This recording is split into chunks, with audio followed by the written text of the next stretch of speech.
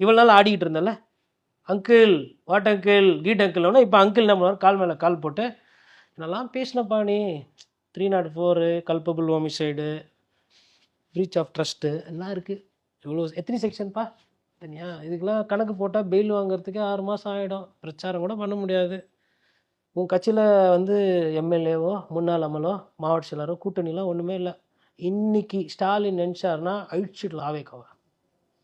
ஸ்டாலினுக்கு அந்தளவுக்கு சிந்தனையோ இல்லை அந்த எண்ணோட்டம் இருக்குமானா எனக்கு தெரியல.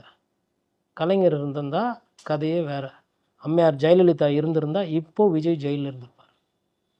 ஐயா ஸ்டாலின் இருக்கிறதுனால விஜய் வந்து பனையூர் வீட்டிலேருந்து 4 ஷோர் எஸ்டேட்டுக்கு வந்து போக முடியுது. இப்போ கருப்பு போஸ்டர் ஒட்ட ஆரம்பிச்சிட்டாங்களா விஜயை கைது செய்யணுன்னு. திமுக காரங்களை கூட ஒட்டுவாங்க. அதிமுக வேடிக்கை பார்க்கும். என் வேலை திமுக எதிர்க்கிறது. நீங்கள் தானே சொன்னீங்க தாவேக்கா திமுக திமுக தாவேக்கா எக்கெடுக்கிட்டு ஒழிங்கன்னு சொல்லிட்டு விட்டுட்டு லெஃப்ட் விட்டு நான் போய் ஜனங்களை போய் பார்க்குறேன். நான் வந்தம்மா குடிமராமத்து பண்ணேன், லேப்டாப் கொடுத்தேன், ஆடு மாடு கொடுக்குறேன், அம்மா உணவு தரேன், தாலிக்கு தங்கம் தரேன், அம்மா வழியில் இது பண்ணேன்னு அவர் பிரச்சாரம். Route clean. அதிமுக என்ன ரூட்டு க்ளீனு. இவ்வளோ நாள் தான் சொன்னீங்க அதிமுகவோட ஓட்டு.